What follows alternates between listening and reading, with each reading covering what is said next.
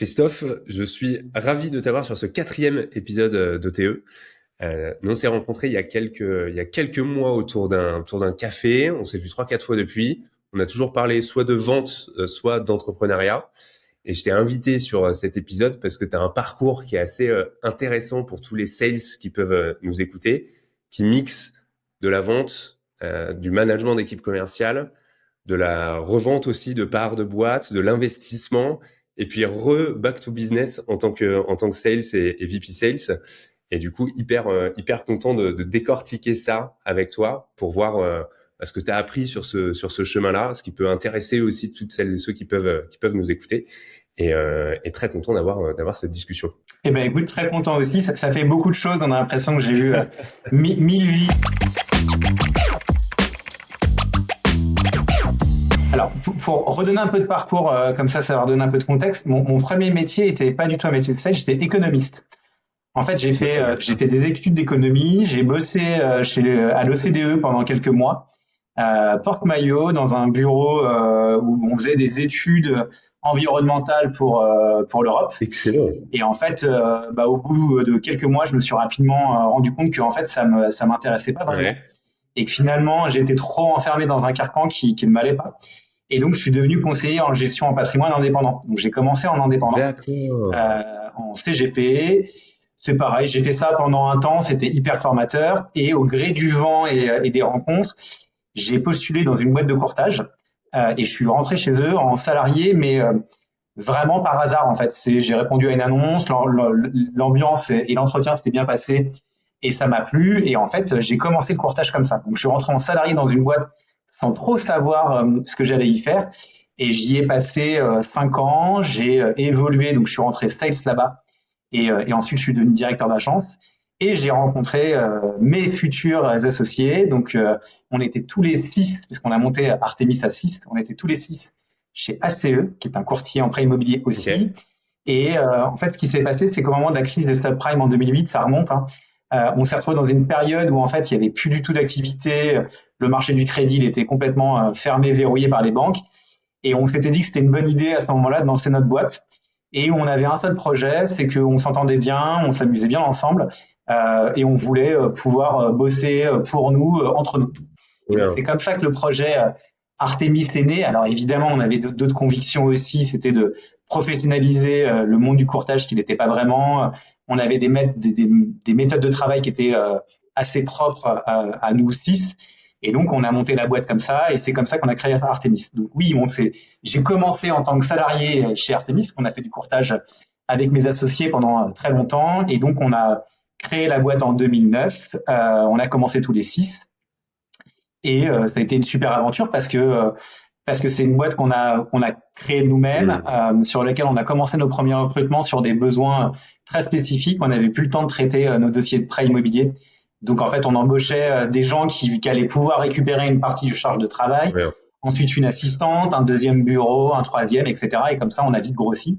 Et en fait, on a appris tout sur le terrain, Et quoi. juste pour Et resituer, on du a coup, entre la création et puis toi, quand t'as vogué de tes propres ailes, je sais pas si ça se dit comme ça, mais tu vois l'idée, vous êtes passé de combien à combien en termes de people, en termes de revenus, etc., pour qu'on comprenne bien. On était, on a commencé à 6. Je crois que la première année, on a ouvert en mai.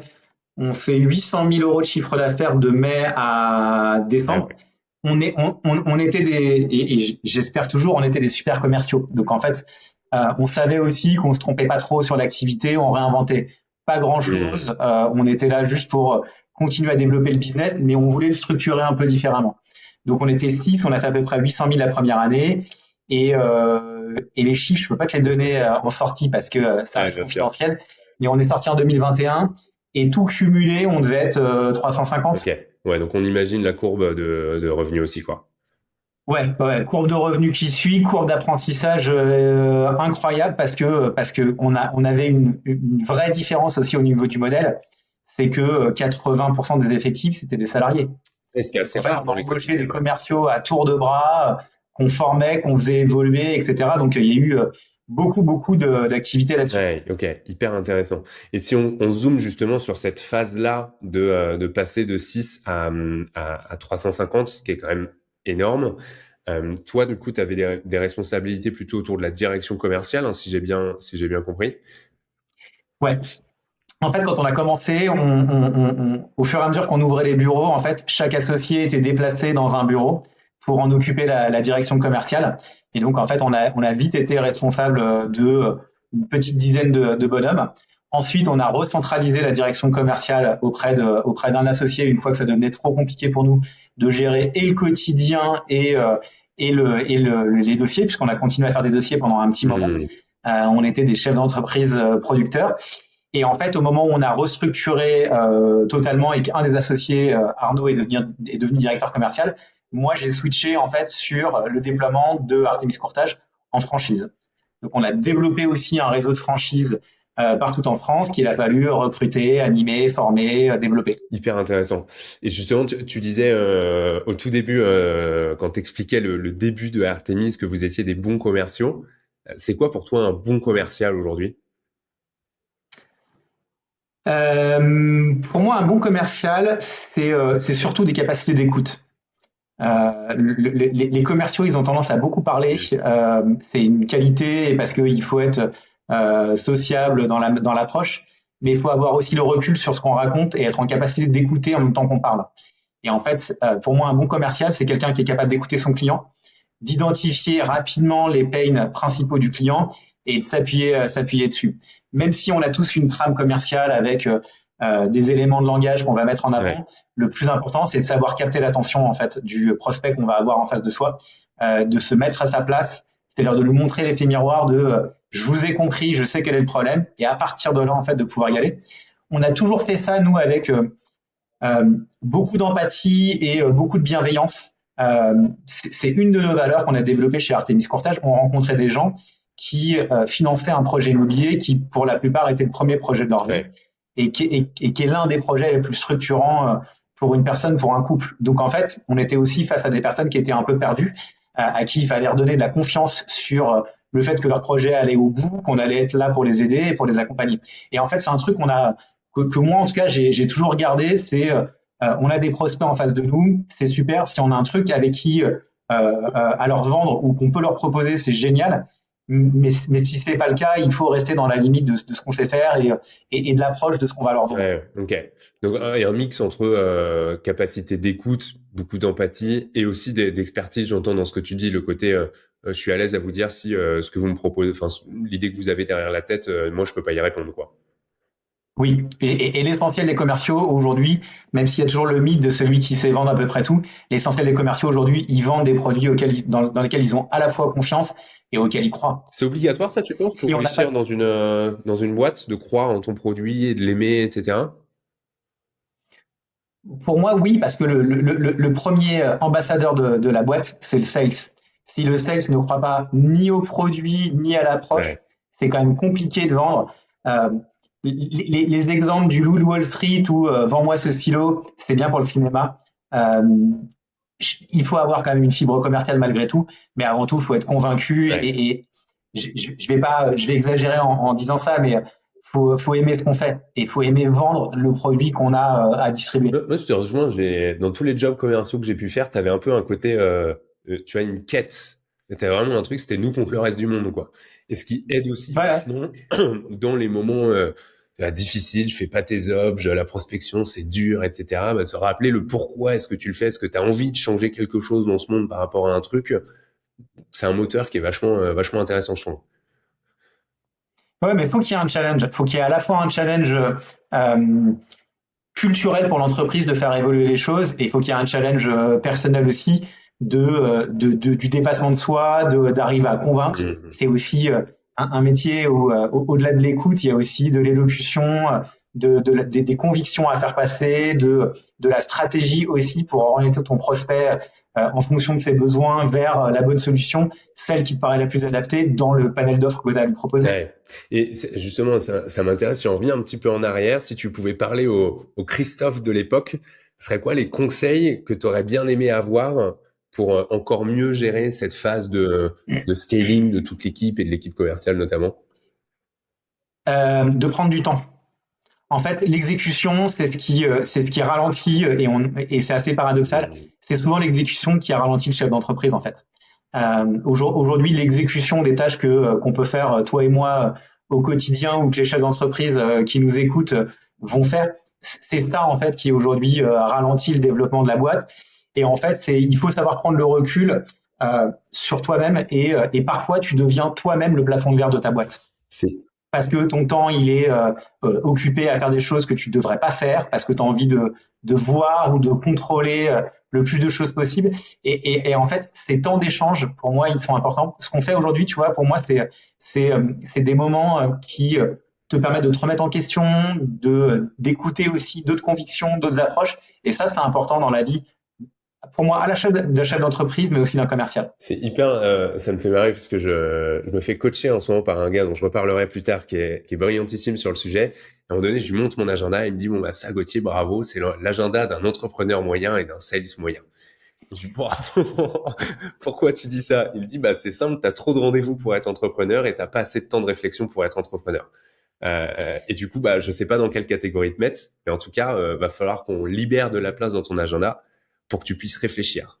Et moi, je lui dis non, mais moi, je Ouais. réfléchis le dimanche. Il me dit non, c'est pas comme ça que ça marche. Tu vois. La réflexion, Mais c'est en fait, un luxe, mais ça se mérite aussi, quoi. Il faut aller le chercher. ah ouais, mais il a raison en fait. Et pour moi, il y a une question à se poser quand on regarde son agenda, c'est est-ce que dans l'agenda de ma semaine prochaine, j'ai du temps pour développer ma boîte en Ouais. fait. Mais t'as raison de le dire, ça vaut le coup aussi pour, tu vois, quand t'es commercial, je trouve encore plus aujourd'hui parce que tout change très vite.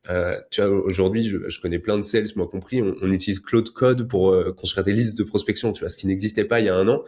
Et je pense que c'est hyper important aussi de prendre ce temps-là, de se former, de réfléchir, d'aller.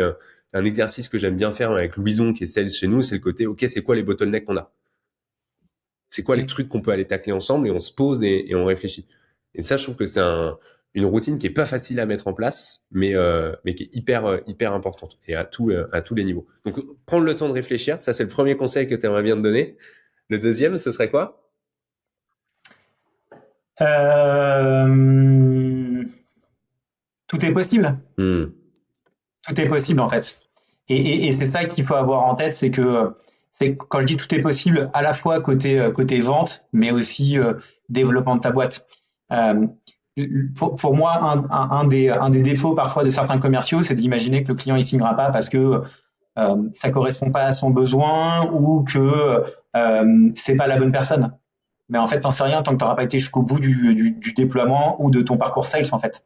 Donc, te mets pas de barrière, tout est possible. Il y a des contacts que tu peux ne pas faire aujourd'hui, mais dans 6 mois, tu vas les rappeler, ça sera le bon moment. On en a tous en tête Ouais. des contacts qu'on a fait rapidement et la personne nous dit non mais attendez Christophe, vous tombez au bon moment. On est exactement dans ce timing là où on a besoin que vous nous accompagniez et c'est génial. Mais ça se provoque. Donc tout est possible en vente et tout est possible aussi pour ta boîte. Ce qui veut dire que faut pas hésiter aussi à se remettre en question, à changer de modèle, changer de direction.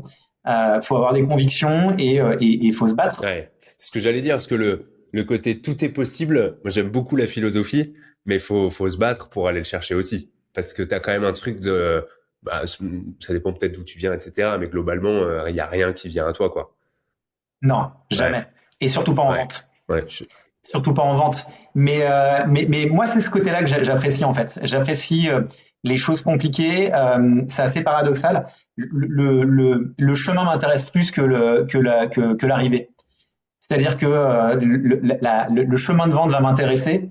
Euh, Si je devais faire un petit parallèle sur la vente, moi, envoyer le devis, c'est pas le truc qui m'intéresse le plus. Je sais que le client il va le signer en fait. C'est plutôt toute la partie avant qui est intéressante.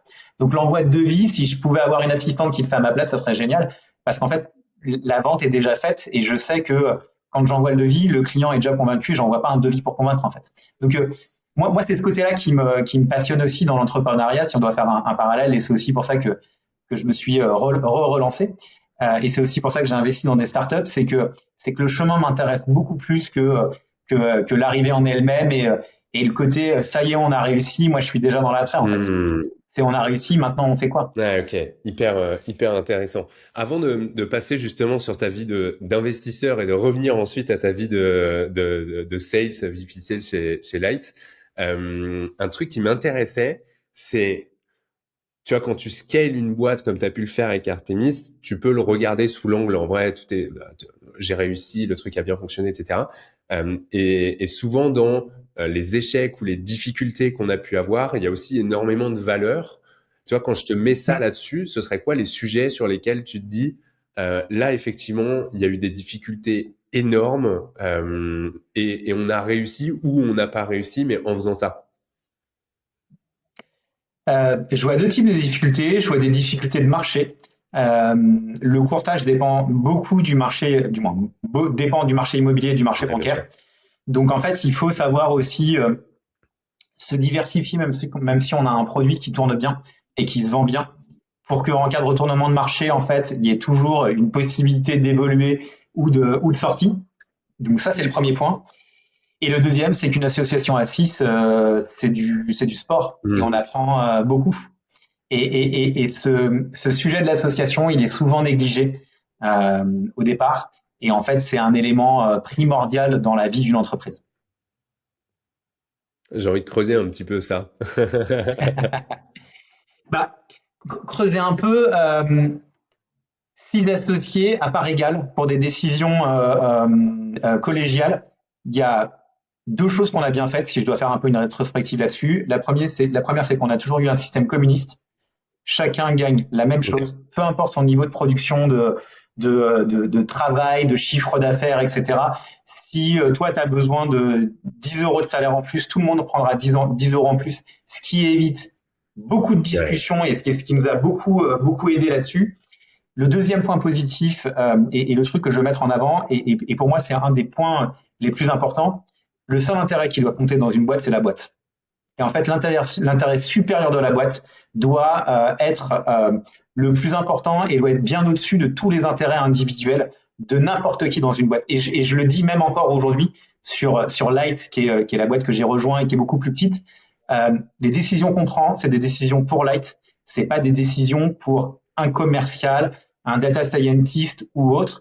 Et parfois, ça va nous arriver de nous séparer de certaines personnes parce que finalement, dans l'intérêt structurel de la boîte, c'est mieux de ne pas l'avoir Hmm. parce que ça a l'air trop important, parce que ça n'a pas d'intérêt pour le faire, même en recrutement pour Light. Et donc ça, c'est un point qui a été toujours hyper important et qui, chez Artemis, a été un vecteur de croissance. C'est que tout ce qu'on a toujours fait, on l'a fait 100% dans l'intérêt de la boîte. Ouais, ok. Hyper. Et en fait, ça normalise beaucoup les échanges entre associés. Parce que tu n'es pas en train Mettre de de te côté les dire, intérêts. tiens, est-ce qu'on va faire ce truc-là, est-ce que ça a un intérêt de le faire? Si c'est un intérêt pour les associés, on en discute, mais est-ce que la boîte, elle va bénéficier de quelque chose si on fait ça? Je te donne un exemple. Si demain, on se met à se verser 50 000 euros de salaire, c'est bien pour les associés, mais est-ce qu'il y a un intérêt pour la boîte à faire ça? Donc, Et en ouais. fait, ça raccroche tout de suite les décisions à un truc qui devient beaucoup plus factuel. Si la boîte est capable de le payer, bah déjà, ça répond à un des problèmes. Et est-ce que la boîte elle a besoin d'avoir des dirigeants qui gagnent 50 000 euros? Je sais pas, on est peut-être pas une boîte du CAC 40, donc c'est peut-être pas logique de le faire comme ça. Et donc ça permet toujours de remettre un peu d'influx. Après, dans les éléments négatifs, c'est que quand tu passes, moi je les ai rencontrés en 2005 pour la première fois. On a passé 15 ans ensemble, Hmm. mais c'est une vie de couple, hein. Ouais. Et on peut tout à fait imaginer que dans une vie de couple, les relations changent, que on passe de l'amour à l'amitié, de l'amitié au désamitié, à re-amitié. Donc c'est des choses qui sont extrêmement dures à vivre. Et tu vois, quand on va en reparler peut-être tout à l'heure, ce qui a changé aujourd'hui, c'est que euh, chez Artemis, on était des potes et on est toujours des potes. Ce qui n'a pas facilité énormément parfois les discussions entre nous. Hmm. Là où chez Light, en fait, le cheminement est un peu différent. Et en fait, c'est des associés. J'ai beaucoup de respect pour eux, j'ai beaucoup d'amitié entre guillemets, mais c'est du boulot avant tout en fait. Et en fait, et ça c'est hyper sain dans l'approche parce qu'on a un respect mutuel qu'on a aussi entre amis, mais il y a une barrière qu'on ne franchit jamais et qui est plus saine dans les relations. Hmm. Donc, Moi, je me suis je associé avec sais mon que frère, donc je suis très souvent, mauvais élève sur le sujet. Ça tire tu d'autant vois, positif que mais négatif. c'est normal. On s'associe très rarement avec des inconnus en Ouais. fait. Donc on s'associe avec des gens qu'on connaît et on traîne avec soi le passif et ça peut être une des difficultés dans une association. Hmm. Et vous êtes tous partis en même temps de chez Artemis ou il y en a qui sont restés Non, après? non, non. En fait, quand la société, quand la boîte a été revendue, on a fait un LBO, donc il y a un fonds minoritaire qui est rentré au capital dans un premier temps. Et ensuite, au moment de la sortie du fonds, en fait, ça a été revendu à une autre société. Et donc, 3 des associés sont restés et 3 sont partis. Ok, très clair. Et la dernière question que je vais te poser sur la partie justement histoire Artemis, j'imagine que tu as recruté tout un tas de sales. Il y a un truc que j'entends beaucoup, moi, en France, on est d'accord, on n'est pas d'accord, mais c'est globalement les commerciaux en France, il y a un niveau moyen qui est assez bas. Toi, quand tu entends ça, qu'est-ce que tu as envie de répondre et c'est quoi tes convictions là-dessus? Moi, mes convictions, c'est que c'est pas vrai. Ça voudrait dire qu'en fait, le niveau de la population française est basse. C'est pas le cas. Mais en fait, souvent les entreprises négligent l'aspect formation d'un commercial. Hmm, Et en fait, je vais te prendre le parallèle chez Artemis. Chez Artemis, les commerciaux, dès le premier jour, ils ont eu une formation. Même le premier commercial qui est arrivé chez nous, il y avait un des associés qui l'a pris avec lui, avec une formation qui était déjà construite, établie. Et globalement, les commerciaux chez nous, avant de toucher un dossier de prêt immobilier, ils passaient à peu près un mois en formation pour comprendre les mécanismes à la fois du secteur bancaire, du secteur du courtage et de la vente. Et en fait, ça, c'est un point qu'on néglige souvent. Et pour moi, c'est l'élément différenciant entre les bons commerciaux et les mauvais commerciaux. Chez Artemis, on avait d'excellents commerciaux, on avait des commerciaux moyens et des commerciaux qui étaient pas très bons. Pour moi, l'enjeu sur du recrutement, il est double. C'est si je recrute quelqu'un, il faut que j'investisse et que je le forme. Ça prend du temps, ça coûte de l'argent, mais je sais pourquoi je l'ai fait au départ. Et en fait, le deal de départ, il est connu. Donc, on peut pas se plaindre au départ que le commercial va coûter pendant peut-être les 2 premiers mois de l'argent et on peut pas imaginer le mettre tout de suite sur le terrain sans l'avoir formé, sans lui avoir transmis le maximum d'éléments pour que lui devienne compétent. Et donc, c'est pas que les commerciaux sont pas bons ou sont très moyens en France, c'est que le niveau de formation des commerciaux en France, il est extrêmement limité. Il y a des techniques, il y a des méthodes pour le faire. Et ça, même un commercial senior qui arriverait dans une nouvelle structure sur un nouveau secteur, si on lui explique pas, il va mettre énormément de temps à apprendre et il va se tromper peut-être plus que si on l'avait formé. Donc ça, pour moi, c'est le premier point. Le deuxième sujet, et ça on en avait déjà discuté ensemble, je me souviens autour d'un café, ce qui coûte à une boîte, c'est pas le recrutement des commerciaux, c'est les mauvais commerciaux qu'on garde trop longtemps. ouais. Et ça, c'est un biais qu'il faut gommer le plus possible parce que on a le biais de l'affect de la personne qu'on vient de recruter.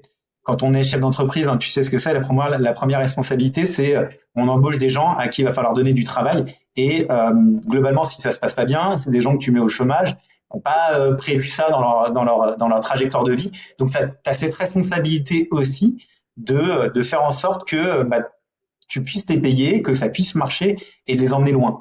Donc, tu as aussi cet affect quand tu recrutes des gens de te dire, oui, mais peut-être que si je lui laisse 2 semaines de plus, il va se révéler. Ou je me souviens d'un commercial à qui j'ai laissé beaucoup de temps, il s'est révélé au bout de 2 ans. Et en fait, c'est ces réflexions-là qui te coûtent cher. Un commercial, tu es capable de l'évaluer sur sa montée en charge et il faut le faire. Donc, de la même manière que tu es capable de le faire monter en compétence en le formant, il faut que tu évalues aussi assez rapidement ses capacités commerciales et ses capacités à vendre ton service ou ton produit. Et il faut trancher rapidement dans des structures comme la nôtre ou même chez Artemis plus grosses, ce qui coûte à ce réseau, c'est ça. Ouais. C'est le commercial que tu aurais dû faire partir au bout d'un mois, que tu fais partir au bout de 3 mois parce que tu as voulu laisser de la chance. Tu peux, hein, mais la chance que tu as laissé de 2 mois supplémentaires à ton commercial, ça t'a empêché d'embaucher son remplaçant ou 2 remplaçants parce que tu as cramé ta trésor là-dessus. Donc, il faut être factuel. Un commercial, c'est des chiffres, il est payé au résultat. Quand il n'y a pas de résultat, il faut pouvoir les évaluer. Il faut évidemment pouvoir aider et accompagner. Mais le plus important et le plus dur, c'est il faut savoir trancher quand il y a une décision à prendre. C'est intéressant parce que par rapport à ce que tu disais tout à l'heure, c'est très en ligne avec ta philosophie qui est de dire ma priorité absolue c'est la boîte.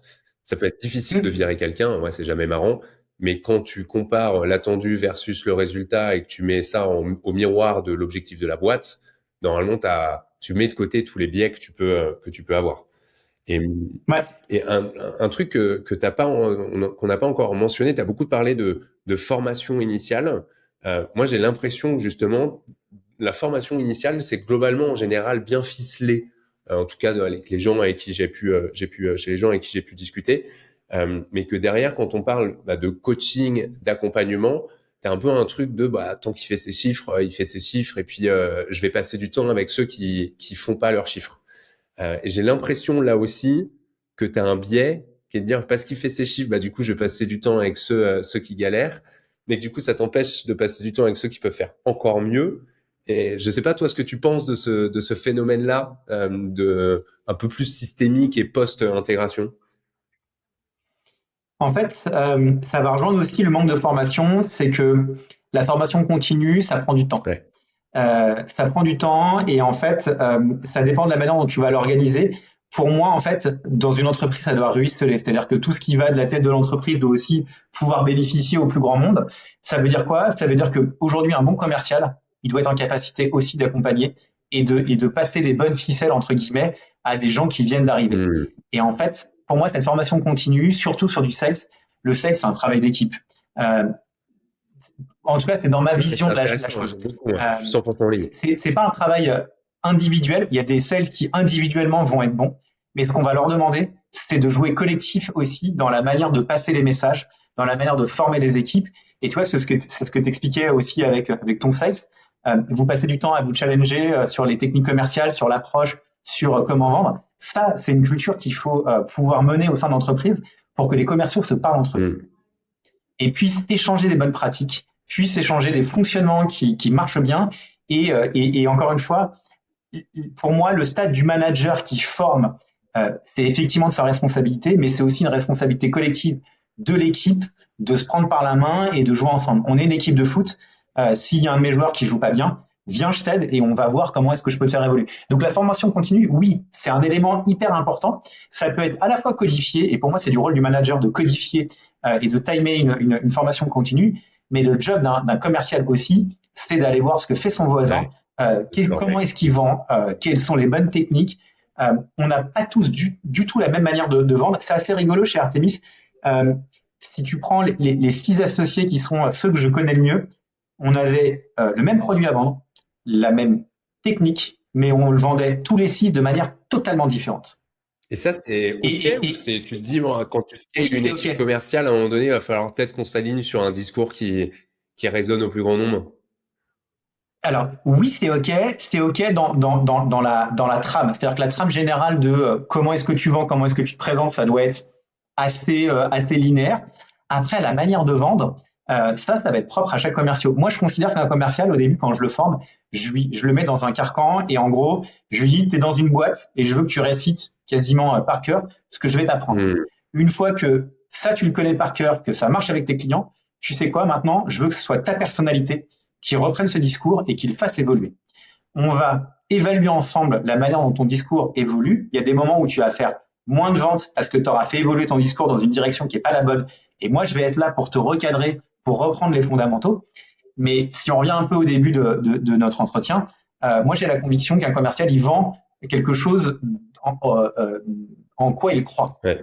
Et donc, la bonne manière de vendre, c'est d'y mettre ses propres mots et sa propre personnalité. Mais ça, c'est valable une fois que tu es monté en compétence. Une fois que tu as acquis d'expérience et que tu as fait tes classes, à ce moment-là, tu peux y mettre ton discours. Et donc, tu peux te retrouver avec des gens qui, dans le même bureau, vont avoir une approche totalement différente de certains rendez-vous et vont avoir des attitudes commerciales qui vont être assez différentes. Je vais te donner 2 exemples. J'ai un de mes associés chez Artemis qui faisait des rendez-vous, c'était les mêmes au mot près. J'étais capable de réciter quasiment au mot près tout ce qu'il allait Hmm. dire. Il faisait les mêmes jeux de mots, les mêmes blagues, les mêmes phrases d'accroche, etc. Mais il se mettait dans le costume et il avait toujours cette même fraîcheur qui faisait que chaque client avait l'impression d'être unique et que le discours n'était pas répété. J'en avais un autre et c'est vrai, hein, qui au moment d'une négociation, les clients sont pas d'accord, se lève, leur dit je vous laisse 5 minutes, je vais fumer une clope, quand je reviens, vous avez décidé. C'était 2 techniques commerciales totalement différentes, Ouais. mais pour autant, ils étaient aussi bons l'un que l'autre. Donc, moi, j'ai cette culture aussi de dire, je vais avoir des gens avec moi, avec qui je vais bosser, qui vont avoir une approche différente, qui vont avoir une personnalité aussi différente. Mon job, c'est, je te donne le cadre au départ. Une fois que tu es à l'aise, je te détends au niveau du cadre et tu vas pouvoir évoluer, tu vas pouvoir y mettre ta patte. Moi, je vais surveiller à quel moment, en fait, tes stats en tant que manager vont commencer à baisser. Et une fois que tu vas baisser en qualité, je vais dire hop, hop, hop, on reprend les fondamentaux, tu reprends le discours, il y a des choses que tu oublies de faire, que tu oublies de dire, qui fait que tu passes à côté de certaines choses. Et ça, c'est important. Et pour moi, la formation continue, elle est double. Donc, elle est à la fois reprendre les fondamentaux, Ouais. parce qu'à un moment, tu baisses en qualité et pouvoir écouter les autres. Et j'ai beaucoup appris en écoutant mes associés sur certains éléments de langage, sur la manière de présenter certaines choses. Et en fait, tu t'appropries une partie de leur discours que tu vas reconstruire Ouais. pour toi. Et ça, c'est important. Et c'est pour ça que les échanges sales, même sur des petites équipes, chez Light, aujourd'hui, on est 2 sales.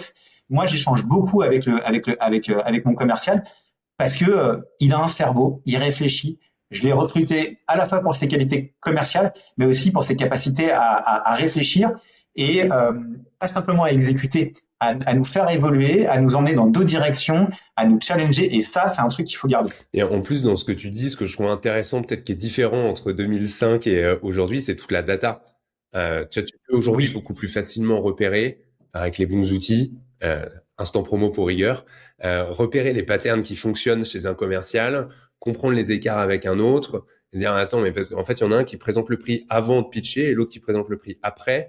Il y a un écart énorme et on le voit dans les stats. Est-ce qu'on dirait pas à tout le monde de tester pendant 2 semaines, pitcher avant, parce que ça a l'air de vachement bien marcher, et tu fais de l'A/B testing et du coup, tu arrives dans une logique un ouais. peu chirurgicale de la méthode, tout en se disant, et c'est là où je trouve qu'il y a un gros enjeu, c'est si tu te dis, je fais des tests, j'ai de la méthode, c'est chirurgical et qu'en même temps chacun fait un peu comme il veut, bah t'as un truc à trouver et un contrat à passer avec tes sales pour pouvoir bien le faire à l'échelle, quoi.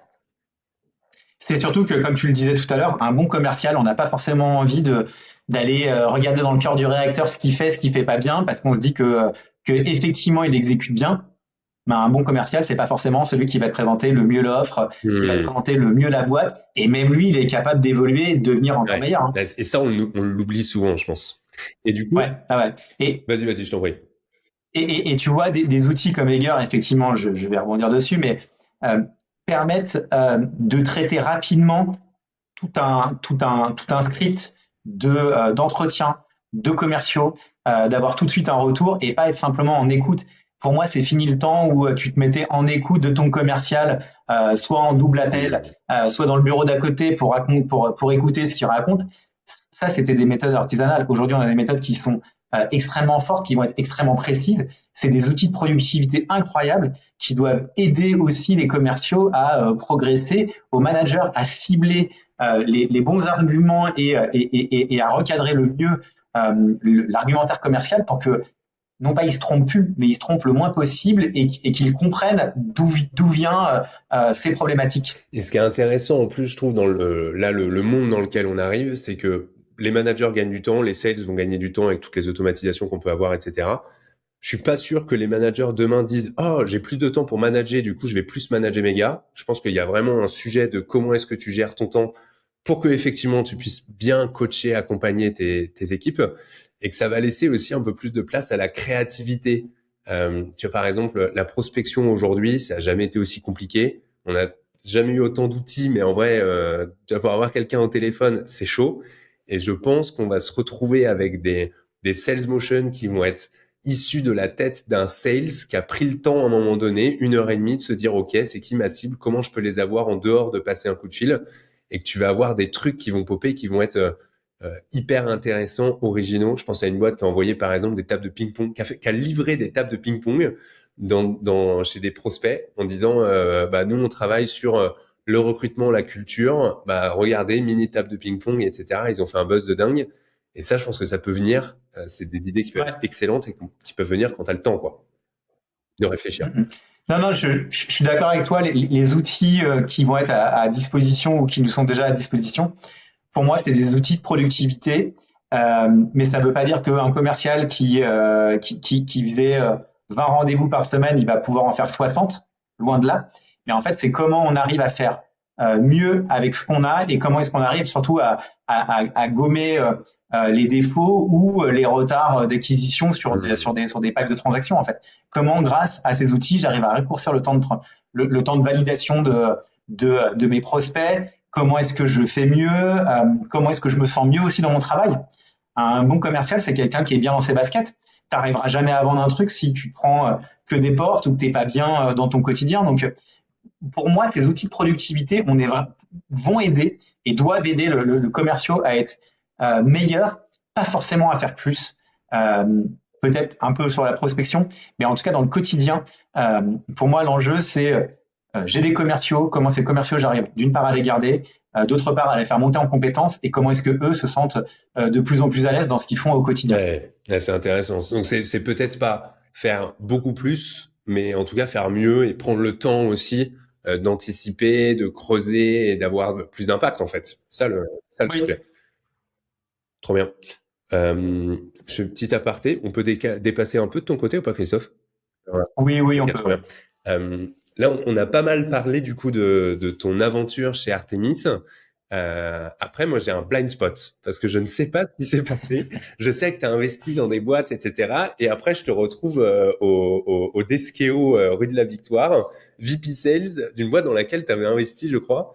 Et hyper Exactement. intéressé d'avoir un peu tu vois, le parcours et pourquoi tu as fait ce bet-là de retourner dans la vente dans une boîte dans laquelle tu avais investi.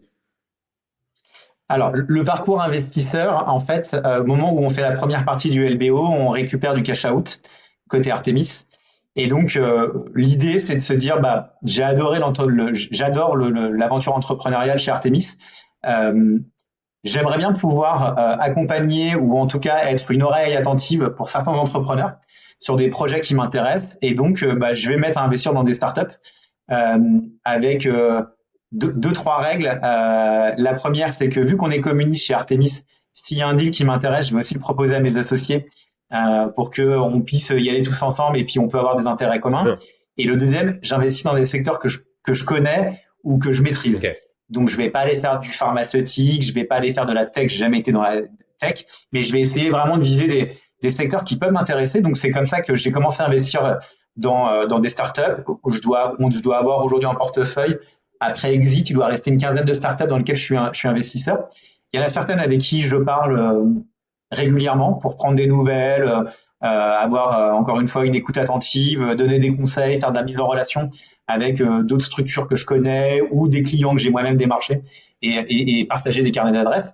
Et il y en a certaines où finalement les entrepreneurs n'ont pas ce type de besoin et on se parle une fois par an sur une AG ou à l'occasion d'un café ou autre. Donc c'est assez variable.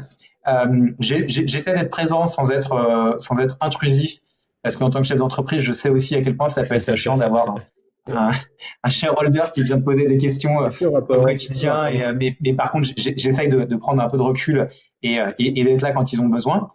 Et en fait, c'est assez rigolo. Pendant la période de Covid chez Artemis, mon job avait un peu évolué. Je m'occupais de tout ce qui était développement d'offres externes côté courtage. Donc, on avait regardé pas mal de choses. Et par nos amis de chez Sena, qui est une boîte d'assurance dans laquelle j'ai investi, ils me parlent d'une petite boîte avec qui ils ont monté un projet sur de l'énergie. Et donc, je me dis, tiens, ça pourrait être intéressant puisque les personnes qu'on finance achètent un bien. Hmm. Quand ils vont y rentrer, bah, ils vont devoir souscrire à un contrat d'énergie. Ça peut valoir le coup de leur proposer, en plus du financement, de faire un benchmark et de faire le courtier sur des contrats d'énergie. Et donc, c'est comme ça que je rencontre Rémi Rousset, qui est le CEO et cofondateur de Light, et qu'on commence à échanger. À cette époque-là, Light fait du B2C, donc accompagne des entreprises, des particuliers sur la gestion de leur énergie. Et donc, on papote un peu. Finalement, le projet se fait pas parce que on s'aperçoit que c'est un métier de centime, le courtage en énergie, et que c'est pas Ouais. vraiment ce qu'on a envie de faire. Mais moi, j'ai bien aimé les échanges avec Rémi, j'aimais bien l'approche. Et je lui dis, écoute, le jour où vous souhaitez ouvrir le capital et que vous avez besoin d'un coup de main, moi, ça m'intéresse. Et j'en parlerai à mes associés, on verra qui veut venir. Mais moi, voilà, ça m'intéresse. Quelques mois après, là, il décide de faire un tour seed. Et en fait, je rentre au capital avec un autre associé à ce moment-là chez Light. Ok.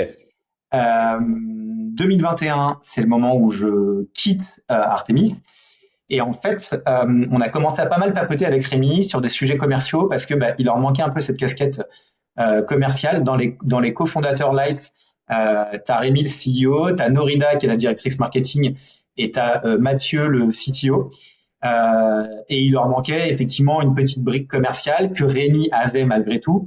Et donc, on a commencé à papoter beaucoup là-dessus. Et en fait, je l'aidais à construire des offres, à le coacher sur de la vente auprès de clients et de gros partenaires, parce que là, il cherchait à faire du B2B2C à ce moment-là. Et donc, bah, un jour, à force de discuter ensemble, on s'est dit que ça serait bien que bah, j'y passe un peu plus de temps.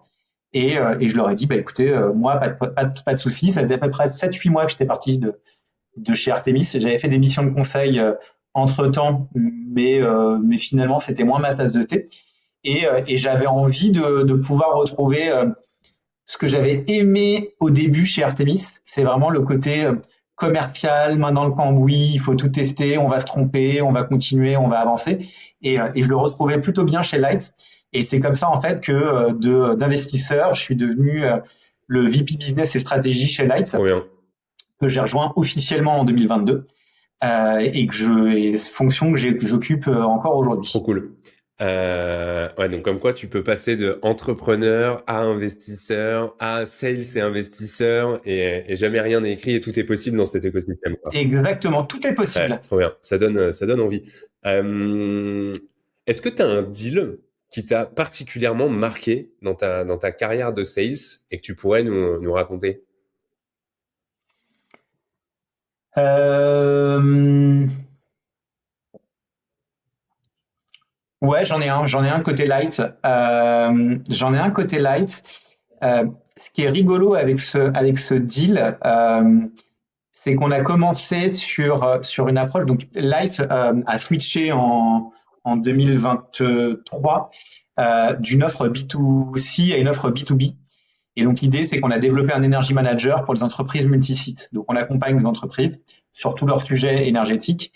On redonne de la clarté, de la visibilité et des méthodes pour mettre en action des plans de réduction de consommation ou des stratégies d'achat. Et on a commencé à bosser avec une filiale de Leclerc qui avait été contactée sur du call calling. Et l'idée pour eux, c'était vraiment d'encadrement de consommation. Sur les aires d'autoroute, ils consommaient beaucoup d'énergie. Et donc, l'idée, c'était de pouvoir les accompagner. Et en fait, ce qui a été assez rigolo et ce qui a été appréciable, c'est que avec le prospect, tout de suite, on s'est bien entendu. Mhm. Et moi, j'aime bien ces relations où, en fait, euh, au-delà du fait que c'est du boulot, c'est quand même plutôt agréable de pouvoir s'appeler, de se parler Ouais. à peu près normalement, de se faire confiance l'un l'autre. Et pour moi, c'est un point qui est relativement important.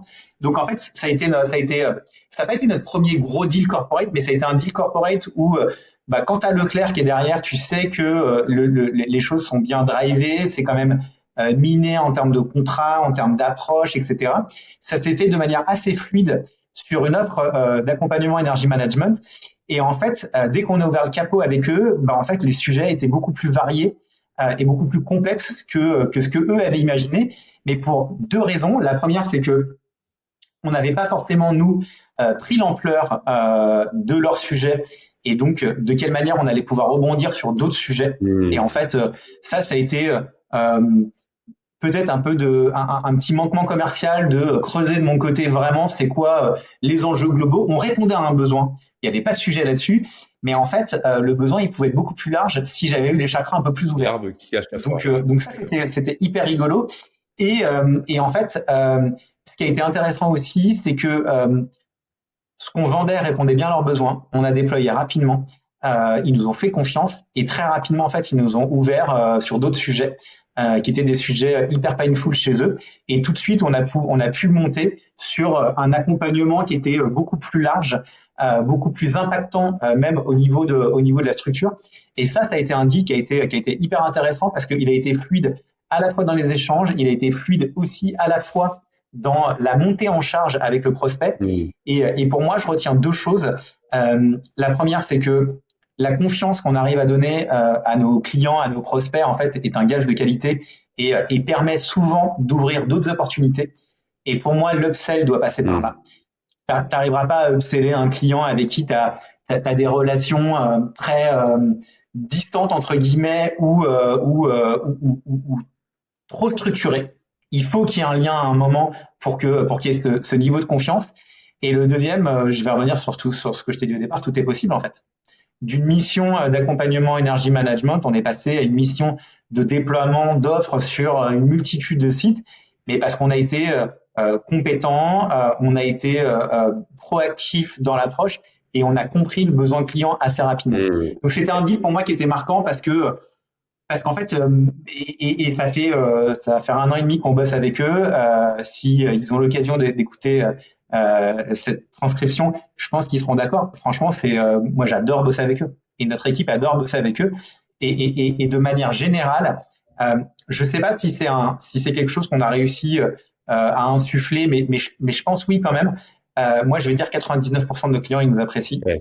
99% de nos clients seraient prêts à nous recommander et 99% de nos clients, en fait, je pense qu'on se tutoie, on a une approche où vraiment c'est agréable de bosser ensemble.